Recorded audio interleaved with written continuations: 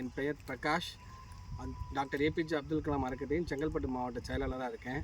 நாங்கள் இன்றைக்கி என்ன பண்ணியிருக்கோம் அப்படின்னா, இன்றைக்கி நாங்கள் ஒரு ப்ரோக்ராம் ஒன்று ஸ்டார்ட் பண்ணியிருக்கோம் டாக்டர் ஏபிஜே அப்துல் கலாம் அறக்கட்டளையின் சார்பாக. என்ன அப்படின்னா, 1,00,000 பண விதை நடத்து பார்த்திங்கன்னா 2025ஆம் ஆண்டுக்குள் 1,00,000 பண விதை நடத்துக்கான துவக்க விழா இன்றைக்கி பண்ணியிருக்கோம்.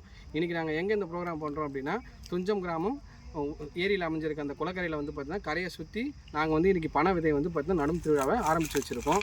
இந்த ஆண்டு இறுதிக்குள்ளே 2025 இறுதிக்குள்ளே பார்த்திங்கன்னா 1,00,000 பண விதை நடத்து எங்களோட இலக்கு. எங்கள் அறக்கட்டளை பற்றி சொல்லணும் அப்படின்னா, நாங்கள் என்ன பண்ணிகிட்ருக்கோம், எங்களோட அறக்கட்டளை பற்றி சொல்லலாம். நாங்கள் பசுமை புரட்சி எங்கெல்லாம் பார்த்தீங்கன்னா மரக்கன்று தேவைப்படுதோ அதை நட்டு பராமரிக்கிற வேலையை நாங்கள் பார்த்துட்ருக்கோம்.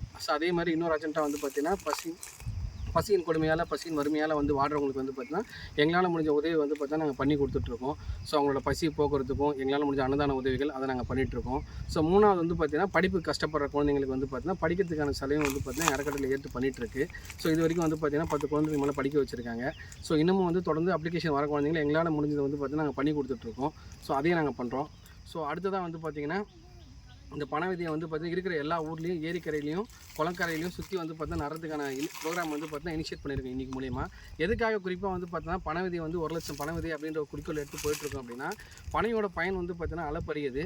சொன்னால் பார்த்திங்கன்னா ஏட்டில் அடங்காது அப்படின்ற மாதிரி. எதுக்காக குறிப்பாக பனையை சொல்கிறோம் அப்படின்னா, நம்ம தமிழ்நாட்டோட தேசிய மரம் பார்த்திங்கன்னா பனை. அது மட்டும் இல்லாமல் பனையோட பயன்கள்னு எடுத்துக்கிட்டிங்க அப்படின்னா, ஒரே ஒரு பனை மரம் பார்த்திங்கன்னா எந்த அளவுக்கு தாக்கத்தை உருவாக்கும் அப்படின்னு பார்த்தீங்கன்னா, பனை ஏரி கரைகள் உடையாமல் கரைகள் சிதையாமல் இருக்கிறதுக்காக தான் ஏரிக்கரையிலும் நீர்நிலைகளையும் பார்த்திங்கன்னா பனையை நட்டாங்க. எப்படி ஒரு காடு உருவாகிறதுக்கு பார்த்திங்கன்னா ஒரு யானை தேவைப்படுதோ, ஒரு யானை இருந்தால் போதும் 1/2 ஏக்கர் காடு பார்த்திங்கன்னா உருவாகும் அப்படின்றது பார்த்திங்கன்னா வரலாறு. அதே போல் ஒரு பனை இருந்தது அப்படின்னா அந்த ஏரிக்கரையிலையும் கிணக்கரையிலையும் அந்த குளத்தங்கரையிலையும் பார்த்திங்கன்னா தண்ணி வற்றாமல் இருக்கும். தண்ணி பார்த்திங்கன்னா அந்த கரைக்கு எந்த அளவுக்கு சேஃபும், அதே மாதிரி தண்ணியும் பார்த்திங்கன்னா நீர்வளம் குறையாமல் அந்த கரைகள்லையும் இருக்கும். அதுக்காக தான் பார்த்திங்கன்னா பனையை வைக்க சொல்கிறாங்க. இந்த பனையோட பயன்கள் நம்ம சொல்லி தெரிய வேண்டியதில்லை. ஏன்னா பனை எதுக்கெல்லாம் பயன்படும் நமக்கு தெரியும். நமக்கு எல்லாருக்கும் தெரிஞ்சது பார்த்திங்கன்னா நுங்கு.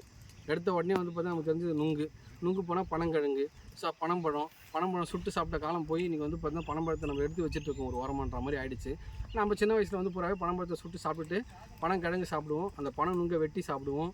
இந்த மாதிரி பனையோட பயன்கள் பார்த்திங்கன்னா சாப்பிட்றது மட்டும் இல்லாமல், அது மட்டும் இல்லாமல் பனை ஓலை பார்த்திங்கன்னா வீடு கட்டுறதுக்கும் கூரை வீடுலாம் பனை ஓலை கட்டும் போது இன்னும் ஸ்ட்ராங்காக இருக்கும். 5-6 வருஷத்துக்கு பார்த்திங்கன்னா எந்த டேமேஜ் இல்லாமல் இருக்கும். பனைமரம் இறந்த பிறகும் அந்த பனையோட தண்டு பார்த்திங்கன்னா வீடோட முற்றங்களில் வைக்கிறதுக்கு பயன்படுத்துவாங்க. இன்றைக்கி தான் பார்த்திங்கன்னா வேறு மரங்கள் வச்சுட்ருக்காங்க. அன்றைக்கி குடிசை வீடு கட்டுறதுக்கு எல்லாருமே பார்த்திங்கன்னா பனை முற்றங்கள் தான் பயன்படுத்தினாங்க. பனைமரன்றது பார்த்திங்கன்னா இன்றைக்கி நம்மளோட காலத்தில் இருக்குது அப்படின்னு கிடையாது. எத்தனை வருஷமாக இருக்குதுன்னு பார்த்திங்கன்னா ஆயிரக்கணக்கான வருஷமாக இருக்குது. தமிழ் குலம் என்றைக்கு இருக்கோ அன்னிலேருந்து பார்த்திங்கன்னா பனைமரம் இருக்குது. ஏன்னா திருவள்ளுவரே பார்த்திங்கன்னா 2300 வருஷத்துக்கு முன்னாடி எழுதின திருக்குறளில் பார்த்திங்கன்னா அன்றைக்கே பார்த்திங்கன்னா 3 பாலிலையும் அறத்துப்பால், பொருட்பால், இன்பத்துப்பால் 3 பாட்களிலையுமே அவர் யூஸ் பண்ண ஒரே மரம் என்னென்னு பார்த்தீங்கன்னா பனைமரம் மட்டும்தான். மற்ற எதுலேயுமே பார்த்தீங்கன்னா அந்தளவுக்கு அவங்க பயன்படுத்திருக்க மாட்டாங்க. ஆனால் பனைமரம் பார்த்தீங்கன்னா அந்த 3 பால்லையுமே இருக்கும். ஏன் திருவள்ளுவர் பனைமரத்தை அவ்வளோ இம்பார்ட்டன்ட் கொடுத்து பண்ணியிருக்காரு அப்படின்னா, ஏன்னா அவர் அந்த காலத்தில் திருக்குறள் எழுதும்போது அவருக்கு பயன்பட்டது பார்த்தீங்கன்னா இந்த பனை ஓலைகள் தான். அதோட நன்றி உணர்ச்சிக்காக பார்த்தீங்கன்னா அவர் அந்த பனைமரத்தை 3 பால்லையும் வச்சு பேசியிருக்காரு.